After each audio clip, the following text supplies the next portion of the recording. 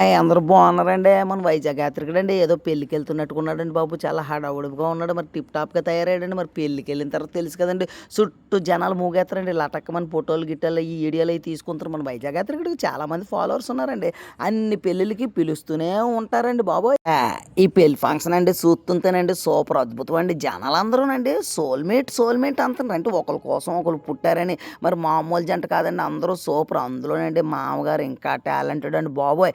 అల్లుడు గారికి ఒక గొడుగేసి, "అల్లుడు గారు నేనైతే మీకు కంటికి రెప్పలా మిమ్మల్ని కాపాడుకుంటాను అల్లుడు గారు" అనడంతోనే మరి అంత మంచి మామగారు దొరకడంతో అల్లుడైతే సర్ప్రైజ్ అయిపోయి మామగారిని పట్టుకొని, "మామగారు మీలాంటి మామగారు దొరకడం నాకు చాలా అదృష్టం" అనడం. ఈ జంటలను చూసి మొత్తం ఫంక్షన్ అంతానండి మామూలుగా కాదండి. సూపర్.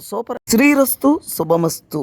పెళ్ళంటే నూరేళ్ల పంట. ఆ జంట చేసుకోవాలి రోజు వంట. ఆ వంటుంటది చాలా సూపర్ అంట. మరి జనాలు మన చుట్టూ ఉన్నవాళ్ళు, చుట్టాలు, స్నేహితులు అందరూ వచ్చి నిజంగా ఈ పెళ్లి జంటని ఆశీర్వదిస్తూ నిజంగా అద్భుతమైనటువంటి ఈ డెకరేషన్ చూస్తుంటే గనక చాలామందయితే వచ్చి సాయంత్రం ఏడికొచ్చారు వాళ్ళు. 10 అయినా సరే ఇక్కడి నుండి ఎళ్ళట్లేదు. ఎందుకంటే ఈ అట్మాస్ఫియర్ అంత బ్యూటిఫుల్‌గా ఉంది. చాలా నేచురల్‌గా. ఫ్రెండ్స్ మా ఊర్లో ఏ పెళ్లి జరిగినా మినిమమ్ 1000, 1500 మందికైతే ఇన్విటేషన్స్ ఇస్తుంటారు. ఎందుకంటే చుట్టాలందరూ వచ్చి ఆ మంచి ఆశీర్వాదం పెళ్లి జంటకి ఇవ్వడం వల్ల వాళ్ళకి మంచి జరుగుతదని మా ఊర్లో ఒక ఆచారం అయితే కొనసాగుతది. ఫ్రెండ్స్ మీ ఇంటి దగ్గర పెళ్ళైనా, ఫంక్షన్ అయినా నన్ను పిలండి ఫ్రెండ్స్ ప్లీజ్.